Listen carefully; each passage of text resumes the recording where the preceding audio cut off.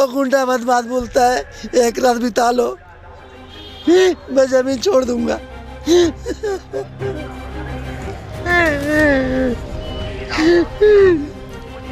क्या यही न्याय है सरकार? मैं शिवराज सिंह सीएम से बात करना चाहता हूँ। एक तरफ वो कहते हैं कि गुंडे मवालियों की खैर नहीं है, यहाँ उनका सांसद गुंडों को पाल रहा है। वो कहता है कि सांसद मुझे पैसा देते हैं, पुलिस वालों को मैं हफ्ता देता हूँ, पुलिस वाले मेरी जेब में रहते हैं। क्या ये न्याय कैसे मिलेगा गरीबों को? मैं शासन से पूछता हूँ। बच्चे को ढकेल दिया साहब, 2 साल का नहीं मेरा बच्चा, 22 महीने का साहब। उसकी क्या गलती थी? हमको मारे ना साहब, वो तो छोटा सा बच्चा है साहब। मैं किसके पास जाऊँ, किसके पास जाऊँ? मेरा रास्ता बंद कर दिए। पूरा 13 साल की पुरानी बिल्डिंग बाउंड्री थी, उसको तोड़ दिया गया साहब। मैं क्या करूँ, कहाँ जाऊँ?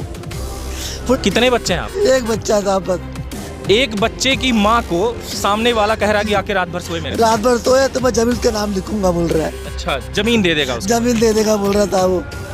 इस मुद्दे को उठाने के लिए ये मुझे पैसे दे रहे थे, बोल रहे थे कि आप मुझसे 1000 रुपये अभी क्यों दे रहे थे? हाँ, मैं दे रहा था साहब। ये 1000 रुपये मुझे दे रहे थे इसलिए कि मैं इस खबर को चलाऊं। मैं अपनी बहन की इज्जत को बचाने के लिए पैसे लूं इनसे और ये खबर चलाऊं। मतलब इनकी जो बीवी है, मैं कह रहा हूं मेरी बहन है, और ये नहीं बल्कि पूरे इस समाज में जितनी भी बहनें हैं हमारी, अगर ऐसा कोई मामला हो मैं पैसे लूं। और मैं ही नहीं बल्कि कोई भी देश का पत्रकार हो या पुलिस हो, अगर उसके घर की इज्जत लुट रही हो, क्या करेगा? वो पैसे लेगा या शासन से ये अनुरोध करेगा कि इज्जत लुट रही है तो हम तुम्हारा इंतजार करें, या सोचिए कि वो गला ही घोट देगा सामने वाले का। हेलो, तरंग न्यूज़ आपकी क्या सहायता कर सकता है? इंतजार करें, जल्द पहुंच रहे हैं।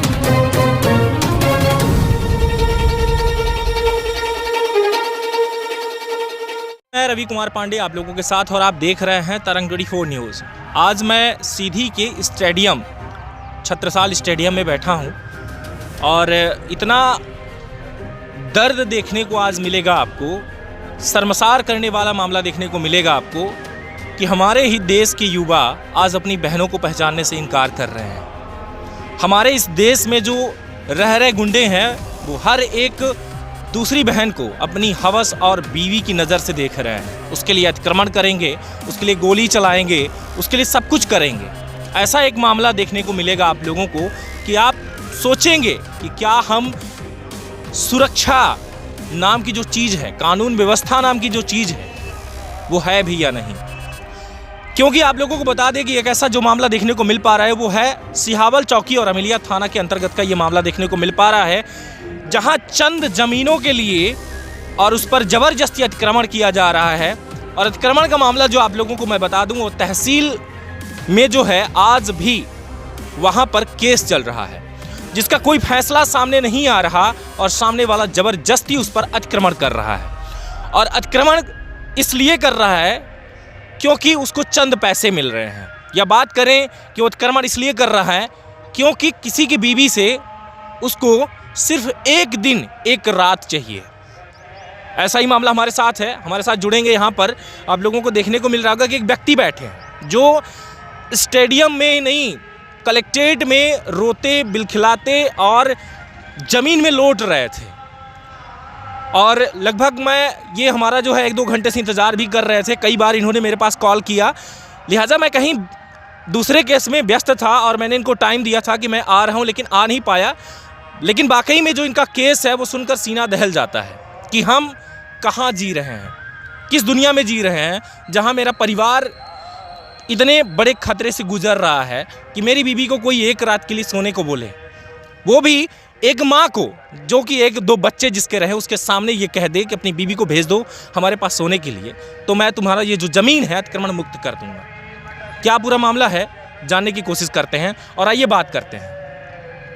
रोकना यहीं पे, तो आइए बात करते हैं हम इनसे और जानने की कोशिश करेंगे पूरा मामला। नाम बताएं अपना। सर, मेरा नाम संतोष सेन है, पिता स्वर्गीय श्री हीरालाल सेन। मैं ग्राम घोपारी, तहसील सिहावल के अंतर्गत रहने वाला हूँ। क्या क्या क्या मामला है आपका? मामला सर विवादित ज़मीन का है, जो 1983 में जो फैसला हुआ था वो साफ पट्टा था, जिसमें से 93-92 का जो फैसले कापी मेरे पास है सर, उसमें तहसीलदार ने सभी को फैसला दिया है, नंबर दिया अपना अपना, जिसमें से पटेल परिवार फैसले की कापी को अपने पास 10 से 15 साल दबा करके रखा। जब अभी 2020 में प्रधानमंत्री योजना के अंतर्गत जो आवास योजना लागू हुई थी, उसमें हमारे भाई बड़े पापा के लड़के सिद्धनाथ सेन के लड़के राजेश सेन जब घर बना रहे थे, तो विपक्षी पार्टी ने वो ओपन किया कागज़ को और उसके वहाँ पे स्टे किया कि निर्माण रोक दिया जाए। जिसके बाद उन्होंने हमारे बड़े पापा सबसे, जो आज 20 साल से घर बना हुआ है, उस ज़मीन पे हमारा 20 साल का घर बना हुआ है, उस समय कुछ नहीं किया गया। आखिर अब क्यों किया जा रहा है? मैं 6 दिन से सोया नहीं हूँ सर, मैं दहशत की ज़िंदगी जी रहा हूँ गुंडे मवालियों की बदौलत। मैं बहुत तंग आ गया हूँ। कल सुबह से खाया पिया नहीं, तहसील किया था साहब, रात में आके सोया, मेरी बीवी बोलती है वो गुंडा बदमाश बोलता है, एक रात बिता लो, मैं ज़मीन छोड़ दूंगा।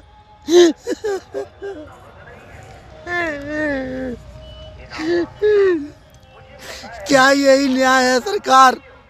मैं शिवराज सिंह सीएम से बात करना चाहता हूँ। एक तरफ वो कहते हैं कि गुंडे मवालियों की खैर नहीं है, यहाँ उनका सांसद गुंडों को पाल रहा है। वो कहता है कि सांसद मुझे पैसा देते हैं, पुलिस वालों को मैं हफ्ता देता हूँ, पुलिस वाले मेरी जेब में रहते हैं। क्या ये न्याय कैसे मिलेगा गरीबों को? मैं शासन से पूछता हूँ। एक तरफ हमारे महान प्रधानमंत्री है श्री नरेंद्र मोदी जी, जो गरीबों को मुक्त कर रहे हैं, आवाज़ दे रहे हैं, एक ही गुंडे मवाली उनके सांसद के बल पर गरीबों को अत्याचार हो रहा है। हम क्या करें, कहाँ जाए बताइए सरकार? कहाँ गया प्रशासन, कहाँ गया शासन? मैं पूछता हूँ लोगों से, आज तक क्यों नहीं किए न्याय क्यों नहीं दिए? जब प्रकरण केस कोर्ट में दर्ज है तो विपक्षी रुका क्यों नहीं? ताला तोड़ करके घर में काबिज किया, पूरा सामान को हथिया लिया। कहाँ है प्रशासन, कहाँ है पुलिस प्रशासन? उनके जेब में है सब। मैं क्या करूँ? मुझे न्याय चाहिए साहब, न्याय चाहिए। अगर न्याय नहीं मिला मैं 24 घंटे के अंदर आत्महत्या करूँगा, जिसके जिम्मेदार शासन और प्रशासन होगा, बस। और मैं कुछ नहीं जानता। आप आत्महत्या क्यों करेंगे? मुझे न्याय चाहिए साहब। तो न्याय के लिए आपको आत्महत्या नहीं, मेरी बात सुनिए, आपको न्याय मांगने के लिए आत्महत्या करने की क्या जरूरत? साहब, शासन की आँख नहीं खुलती है साहब, मैंने कई तो देखा है साहब। दोस्तों, मैं बात करूंगा कि जब मेरा परिवार सुरक्षित ना रहे तो हमें क्या करना चाहिए। या तो सामने वाले को गोली मार देनी चाहिए, फांसी पे लटकना ये एक आम बात है, हम कब तक लटकेंगे। अपने परिवार को सुरक्षित रखने के लिए मुझे जिंदा रहना जरूरी है, ना कि मुझे एक मरना जरूरी है।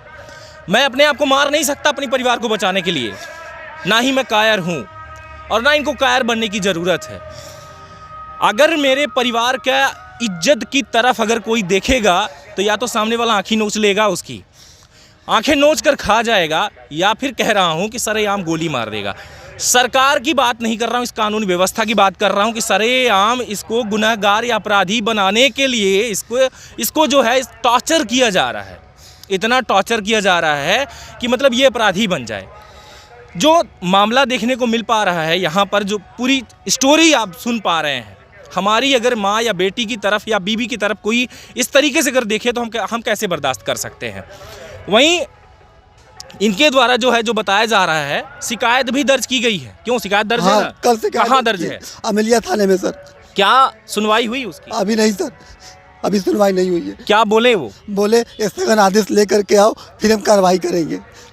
स्थगन आदेश चाहिए जी। क्या आपने उनसे मांगा कि स्थगन आदेश की बात छोड़ दीजिए, जब तक केस चल रहा है तो आप इस पर कार्यवाही भी नहीं, मतलब कोई इस पे घर मकान नहीं बना सकता? उन्होंने कुछ कहा नहीं, उन्होंने कहा कि वो राजस्व का विभाग का मामला है, जब तक स्थगन आदेश नहीं आएगा हम कोई कार्रवाई नहीं करेंगे, चाहे किसी की जान चली जाए। ये है राजस्व विभाग जो अपनी इज्जत को लुटवा रहा है। ये राजस्व विभाग जो कलेक्ट्रेट में बैठता है, ये जो राजस्व विभाग है, ये पूरे ज़िले में बैठता है। ये राजस्व जो विभाग है सरेआम बिकता है, सरेआम बिक रहा है और हमारी बहनों को सामने वाला खरीद रहा है चंद ज़मीन के टुकड़ों के लिए। शब्द नहीं निकल रहे हैं इस राजस्व विभाग को लेकर के कि ये राजस्व विभाग है जहां सरेआम इंसान मौत मांग रहा है कि मैं सुसाइड कर लूंगा अगर कार्यवाही नहीं होगी तो। क्या कह रहे हैं आप? मेरे बच्चे को ढकेल दिया साहब, 2 साल का नहीं मेरा बच्चा, 22 महीने का है साहब। उसकी क्या गलती थी? हमको मारे ना साहब, वो तो छोटा सा बच्चा है साहब। मैं किसके पास जाऊं, किसके पास जाऊं? मेरा रास्ता बंद कर दिए। पूरा 13 साल की पुरानी बिल्डिंग बाउंड्री थी, उसको तोड़ दिया गया साहब। मैं क्या करूं, कहाँ जाऊं? पुलिस प्रशासन मदद नहीं कर रही है, मैं कहाँ जाऊं साहब? मैं आपको रात का फ़ोन किया हूँ साहब। कितने बच्चे हैं आप? एक बच्चा साहब बस। एक बच्चे की माँ को सामने वाला कह रहा है कि आके रात भर सोए मेरे। रात भर सोया तो मैं जमीन का नाम लिखूंगा बोल रहा है। अच्छा, जमीन दे देगा उसको? जमीन दे देगा बोल रहा था वो। ये चीजें आपने अवगत करवाया प्रशासन को कि ऐसा भी कह रहा है? नहीं करवाया साहब। क्यों नहीं बताया आपने? सुबह से मैं यहाँ आने की तरह पे था साहब। इस राजस्व के मामले को राजस्व यहाँ विभाग जो बैठा है उसको बताइए कि ये जमीन जो आप जो केस चल रहा है इसका, ये जैसे मैं इस पर कुछ नहीं कर सकता वैसे वो भी कुछ नहीं कर सकता, और आपके इस राजस्व के मामले में मेरी बीवी दांव पे लगी हुई है। मैं 2 शब्द बोलना चाहूँगा राजस्व विभाग को। कल तहसीलदार ने पटवारी को कहा था कि स्थगन आदेश तत्काल यहाँ पेश किया जाए, स्टे का है ये, वहाँ जाके मौके मुआने पे करो। 4 बजे पटवारी सब घर पहुँचे हैं, जबकि मैं आपका वेट यहाँ कर रहा था कलेक्टर में सुबह 2 बजे से। उसके बाद पटवारी बोलता है मैं होली के बाद जमा करूँगा। नहीं, आप मेरा ही इंतजार क्यों कर रहे थे? आप पुलिस के पास जा सकते थे और कहीं और जा सकते थे। पुलिस के पास इसलिए नहीं गया साहब कि उस गुंडे मवाली के हाथों से पुलिस वाले बिके हुए हैं साहब। सांसद के आदमी है साहब, मैं बार बार बोल रहा हूँ। पत्रकार भी तो बिके हुए हैं। आप तो कहते हैं कि पत्रकार नहीं बिके हैं सर, पत्रकार न्याय करते हैं। मैं देखा हूँ साहब, मैं इसलिए पत्रकार का खटखटाया हूँ साहब। मैं बात करूँगा। मैं भाई साहब हमारे साथ बैठे हुए हैं और ये इस मुद्दे को उठाने के लिए ये मुझे पैसे दे रहे थे, बोल रहे थे कि आप मुझसे 1000 रुपये अभी क्यों दे रहे थे? हाँ, मैं दे रहा था साहब। ये 1000 रुपये मुझे दे रहे थे इसलिए कि मैं इस खबर को चलाऊं। मैं अपनी बहन की इज्जत को बचाने के लिए पैसे लूं इनसे और ये खबर चलाऊं। मतलब इनकी जो बीवी है, मैं कह रहा हूं मेरी बहन है, और ये नहीं बल्कि पूरे इस समाज में जितनी भी बहनें हैं हमारी, अगर ऐसा कोई मामला हो मैं पैसे लूं। और मैं ही नहीं बल्कि कोई भी देश का पत्रकार हो या पुलिस हो, अगर उसके घर की इज्जत लूट रही हो, क्या करेगा वो? पैसे लेगा या शासन से ये अनुरोध करेगा कि इज्जत लूट रही है तो हम तुम्हारा इंतज़ार करें, या सोचिए कि वो गला ही घोट देगा सामने वाले का। अंदाज़ा लगाइए कि क्या कर सकता है। और मेरे घर की बात कर रहा हूँ क्योंकि इनका घर भी मेरा घर है और मेरा घर इनका घर है और आप सबका घर है। जो आप मेरे जितने भी दर्शक जुड़े हुए हैं सबके लिए मैं लड़ता हूं और एनी टाइम लड़ता हूं। और रही बात ये कि जैसे ये अवगत हुआ मैं इनसे सारी चीज़ों से, मैं तत्काल एडिशनल एसपी अंजुलता पटले के पास पहुंचा और कार्यवाही की मांग भी किया मैंने। और जहां तक कि मेरे सामने बात की गई है कि इस पर ज़रूरी है कार्यवाही करना और कार्यवाही आवश्यक तरीके से आप इसका करिए। क्यों किया गया कि नहीं? हाँ, लेकिन अभी तत्काल जब तक मैं आपसे बात कर रहा हूं या खबरें बन रही हैं तब तक अभी कोई कार्यवाही क्योंकि नहीं हो पाई है, क्योंकि अभी मैं जस्ट ही पीछे की बात है 10 मिनट पहले मैं उनसे मिलकर आया हूं। अब क्या हो रहा है इनके घर जाने के बाद पता चल पाएगा कि आखिर में क्या हो रहा है घर पे, क्या वाकई में पुलिस कार्यवाही कर पा रही है, कर रही है या नहीं कर रही। लेकिन हम बात करेंगे यहाँ पर अपने आबरू और अपनी इज्जत की, कि हम ऐसे नहीं बेच सकते। और 2 टुकड़े की जमीन राजस्व, चंद गुंडे अगर आ जाए हमारे घर में घुसे तो हम कैसे जिएंगे। तो मैं ये कहना चाहता हूँ पूरे प्रशासन अमला को, पूरे सरकार को, यहाँ के लोकल नेतृत्व को, विधायक को या सांसद को, जैसे कि सांसद का भी नाम आया यहाँ पर, इनके द्वारा बताया जा रहा है कि सांसद के चंद गुंडे जो हैं वो पले हुए हैं और उन्हीं के द्वारा हमारे बहनों की इज्जत लूट रही है। तो ये मामला कहाँ तक सही है? जो मैं नहीं कह रहा, ये कह रहे हैं कि एक सांसद के गुंडे हमारे घर में घुसकर इज्जत लूट रहे हैं। तो क्या ये वही बहन है, वही माँ है जिसको हम सांसद कहते हैं? हर कोई जाकर दीदी बोल रहा है। क्या उनके पास यही गुंडे बचे हुए हैं जो इनके घर में डाका डाले, वो भी इज्जत का? ये जो मैं कह रहा हूँ ये मेरी आवाज़ नहीं, आम जनता की आवाज़ है जो त्रस्त हो चुके हैं। उसके नाम पे, उस अपराधी के नाम पर राम लखन पटेल उर्फ तिवारी 8 केस मुकदमा उसके ऊपर दर्ज है। किसी से डरता नहीं है साहब, वो हमेशा ऊंचे पद पर रहता है, बोलता है पुलिस वालों को मैं खिलाता हूँ, पुलिस वाले कुछ नहीं कर सकते। यहाँ तक कि मैडम का मेरे ऊपर हाथ है, मैडम जी मुझे पैसा देती हैं तब मैं खर्चा चलाता हूँ अपना। और दूसरी बात, रजिस्ट्री की हुई ज़मीन मोहम्मद इसराइल की उन्होंने कब्जा करके रखा है। अपराधी राम लखन पटेल उर्फ तिवारी, मैं प्रशासन से हाथ जोड़ के निवेदन करता हूं, ऐसे अपराधियों को तत्काल कड़ी से कड़ी कार्रवाई की जाए ताकि आम जनता मेरी तरह और भी दुखी लोग हैं सुखी हो जाएं। मैं बारंबार प्रणाम करता हूं प्रशासन को, न्याय दीजिए, न्याय दीजिए, न्याय दीजिए। मेरी भी मांग है प्रशासन से और इस कानून व्यवस्था से कि कानून व्यवस्था इतनी बचाए के रखें कि हमारे घर की इज्जत सलामत रहे। नहीं, जिस दिन हमारे घर की इज्जत अगर सलामत नहीं रहेगी तो ना कानून तो फिर हमारे लिए बना ही नहीं है, ये सरकार तो हमारे लिए बनी ही नहीं है। हमें भी एक अपराध करना होगा कि सामने वाले गुंडे को गोली मारना होगा या फिर उसका गला काटना होगा। अपराधी कोई भी इंसान बनता नहीं है, बनाया जाता है। इनको इतना त्रस्त किया जा रहा है कि अपराधी बन जाए और ये भी जाकर उसका गला काटें और ये जेल जाए और इनका जो परिवार है उसके परिवार को फिर चंद गुंडे और आके परेशान करें। पूरा मामला आपके सामने है। एक बात और कहना चाहूँगा, सुबह से मैं घर पे पटवारी का इंतज़ार कर रहा था, उनका आना 3 साढ़े 3 बजे घर पे हुआ है, 4:30 बजे प्रतिवेदन बना करके गए हैं। उसके बाद से अपराधी राम लखन पटेल उर्फ तिवारी, बाप का नाम राम सखा, उसने कहा है कि घर खाली करो, मैं जेसीबी मशीन मंगा के घर गिरवा रहा हूँ। आप तत्काल जाके मेरे घर में देखिए, मेरा सामान पूरा रोड पे फुटपाथ पे है। और यहाँ तक माननीय कलेक्टर साहब से मैं निवेदन करना चाहूँगा कि कल दिनांक 17 मार्च के 11, 12, 1, 2 साहब को जब मौका मिले, मौके स्थिति पे आकर वहाँ पे मुआयना करें कि वहाँ पे ज़मीन का जायज़ा राजस्व विभाग का क्या है क्या नहीं। मैं ज़्यादा पढ़ा लिखा नहीं हूँ साहब, मैं 8वीं फेल हूँ, लेकिन मैं न्याय मांगता हूँ साहब, न्याय मांगता हूँ, न्याय मांगता हूँ। बस, जय हिंद। सारी चीज़ें आप लोगों के सामने है। मामला क्या है वो भी मैं बता रहा हूँ। शिकायत कॉपी है जो आप लोगों को देखने को मिल रहा है।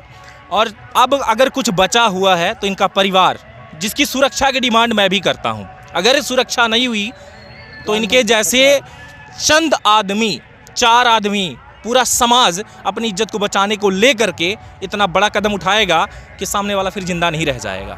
और मैं आपको एक एडवाइस देना चाहूँगा, जो ये 4 गुंडे घर पे आते हैं उनको मैं कह रहा हूँ, खुलेआम वीडियो के माध्यम से कहना चाह रहा हूँ कि एक आम इंसान को इतना त्रस्त ना कर दें कि गुंडा बनने पर मजबूर हो जाए। नहीं, आप कोई गुंडे नहीं है, वो जब गुंडा बनेगा ना तो आप 4 गुंडे नहीं, लाख गुंडे आ जाए, कोई फ़र्क नहीं पड़ता। चलता हूँ। जय हिंद। जय हिंद।